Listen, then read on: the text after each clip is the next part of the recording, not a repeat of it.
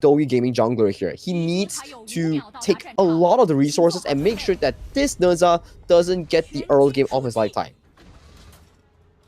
Right, so let's hear the fans cheer right here, right now.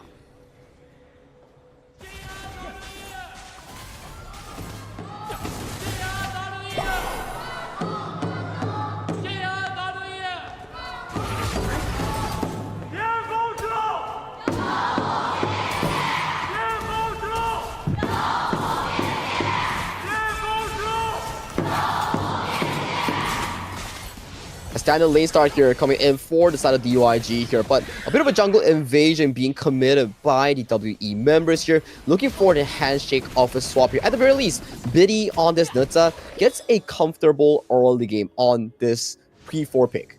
Yeah, very smart rotation coming from WE, right? So they actually place more members on the top, knowing that number one, obviously, BD has already started on that Azure Golem, Crimson Golem at the bottom side. Meaning, if the invade by action did come in, they did have the numbers advantage. So, very smart movement from WE to cover the jungler's tracks. That's true here, and so far in the early game here, it's really much of a tussle between the two teams to look for those tiny leads here. That's how the KPL teams generally like to play. It's not true those big fancy kills, it's true stealing away jungle resources and making sure that enemy loses out these minion waves. That's what makes it count. Yep, and the 3-man rotations by both sides here, showing off. Oh, hang on, there is a potential dive here, looking for some information coming in. But DYG able to stave off that aggression by the side of Biddy for a little bit. And with the Leaping Savior, they will be able to get that gold sharing going. But WE has a better and faster rotation at this point.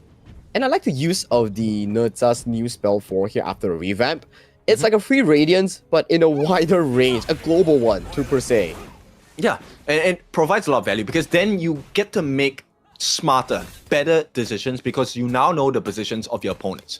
And this would be a big game changer. DYG here looking to aggress on the top side, looking for some value. There is a couple of slashes coming in from the side of Le. If he gets more damage down, this could cost WE. For now, it's just going to be the space right in advantage for DYG. No faster rotation because there is a risk there that they will get stopped. Very back and forth game thus far, especially in the early game department here. Less on the kills, more on the rotations coming in for both teams to match up against that resource tussle that we talk about here. So the fights wouldn't come as fast compared to the WST and Nova series.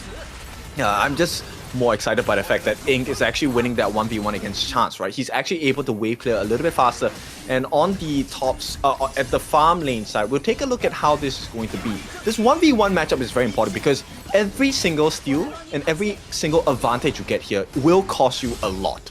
And that's the poke damage coming in from the Sun Trainer as well here. The early base stat is insufficient to really funnel her for this laning phase here. Hence, you can see Ink on the Sun Trainer is slowly but surely pushing Chance away in this early game, but the early blossoms later on in the mid game. Yeah, we'll see whether Chance gets the opportunity to really grow into the monster that he needs to be. For now, WE keeping it ahead, but the chase down by the side of DYG in terms of gold, pretty neck and neck. Yeah, the pressure being mounted here as Kun getting caught on here by the double engage. Yeah, that's gonna be a first blood coming in for the side of DYG. Onto the life of Xiao Kun, no less, which means clash lane advantage for DYG. You can see the value coming in from the Lubu here. Yes, you have all the shields here, but it doesn't matter here. My true damage pierces through your tick shield. So that's the value coming in from this unrivaled warrior Lubu.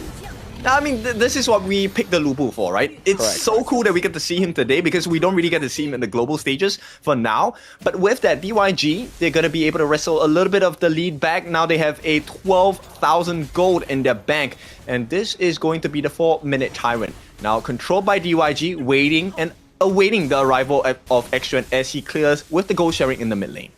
And it's not the best case scenario, especially for WE, because you look at your team composition here.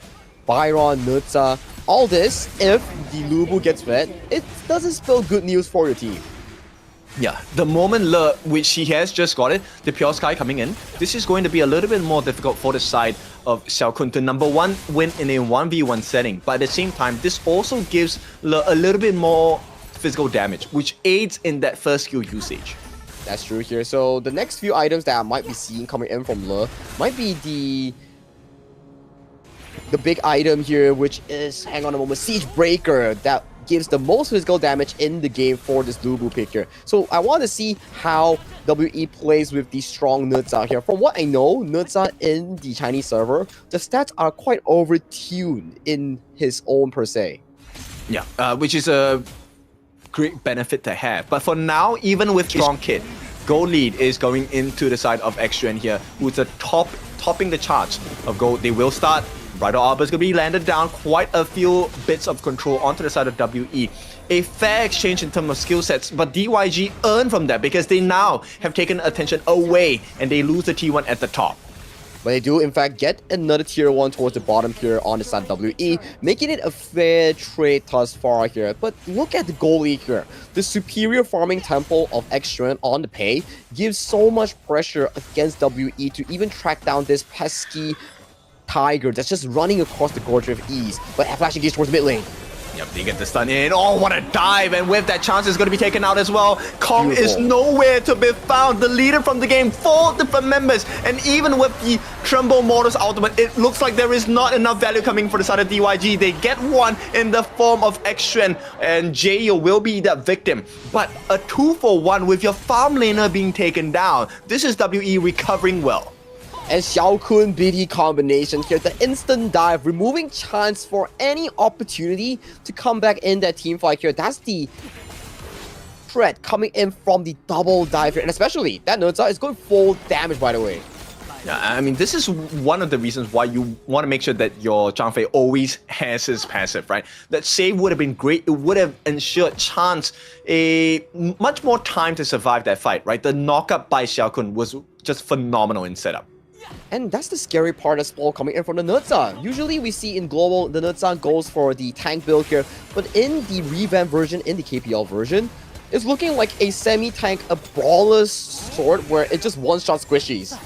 Yeah, I mean, you were looking for the win condition from Mings here, but with that, you don't even need Mings. Just Biddy alone is able to handle Chance once he gets his hands on him.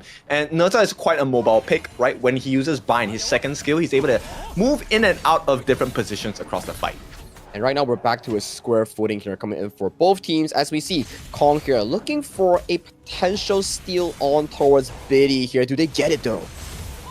He will try, secure by Biddy. He uses his dive to try and go in. But take a look at this. Unbridled Arbor is going to be used. Radiance as well to make sure that escape is going to be safe. DYG did not get the steal, have to limp away. The true damage value from the Nutza is paying so much dividend here. At the very least, they do in fact trade away Kong's ultimate on that Zhang Fei here. And then we saw just now, the Nutza new skill 4 immediately stopping the recall coming in from Kong, making sure that he has to take the walk of shame back towards base.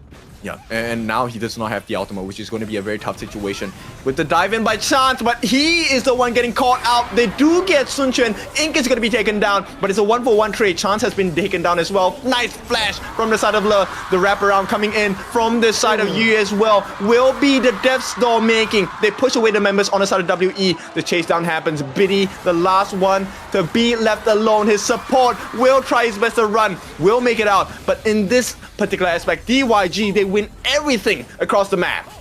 The value of Le on this Lubu here. We saw how Kun found the big engage on towards Chance here, but that also led his team to overcommit and pursue under tower here, giving Le a prime ultimate with that Tremble Mortis, capturing every single one, and then a triple kill going into this late game clash laner here for DYG.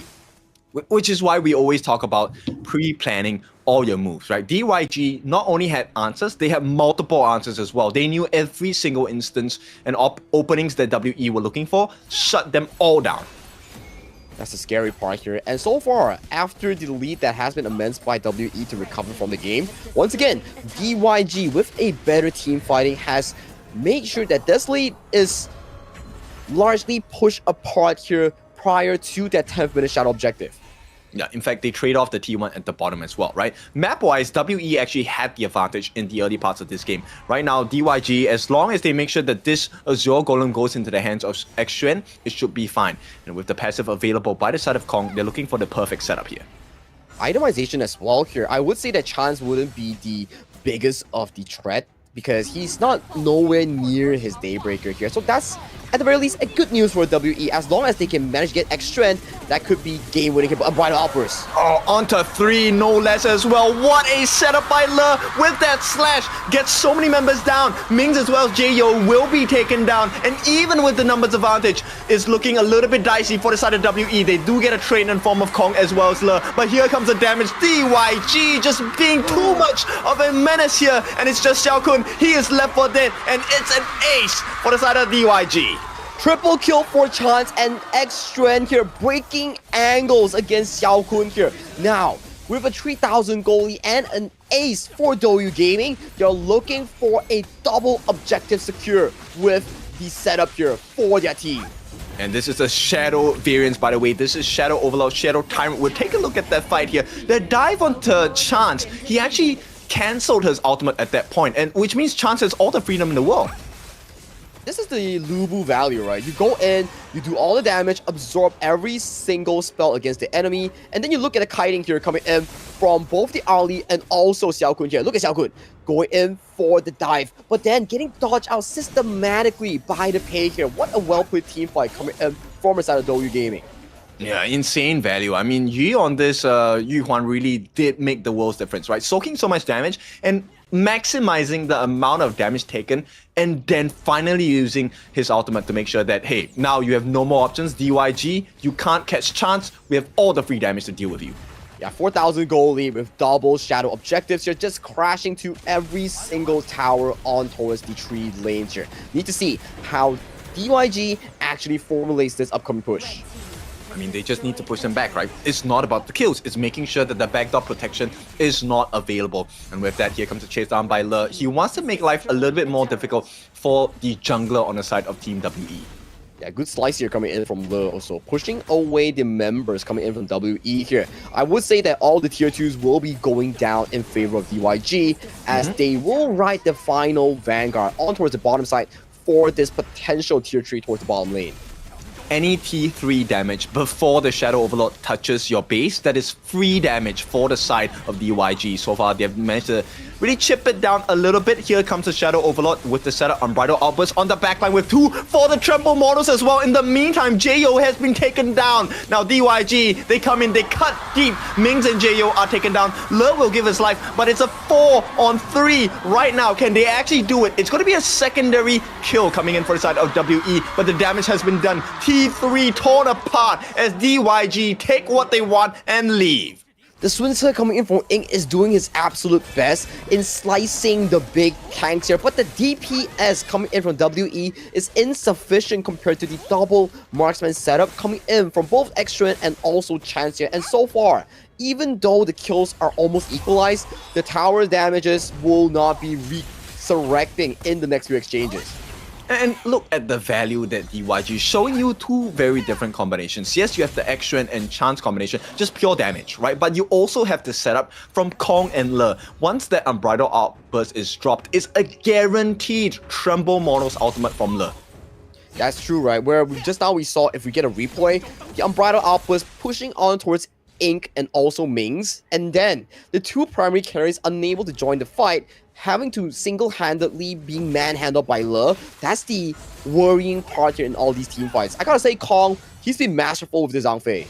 Yeah, very good with the timings as well, right? And most important, they are able to maximize the amount of damage they deal. And you start to see the value of Le. Now, they are going to be hiding. Biddy does the jump in, Unbridled Outburst. What a setup once again. The Tremble models fighting so much value. And you can see Yu in the mid giving all the heals in the world. Doesn't even need to pop the ulti just yet, looking for the stuns. And they're kiting them to death. It's an ace for the side of DYG. T3s in the mid, going to be taken down. They have a ballista. Your backdoor protection is gone. And DYG with a very convincing game number 1. The Lubu coming in from Le does so much work for the side of DYG here.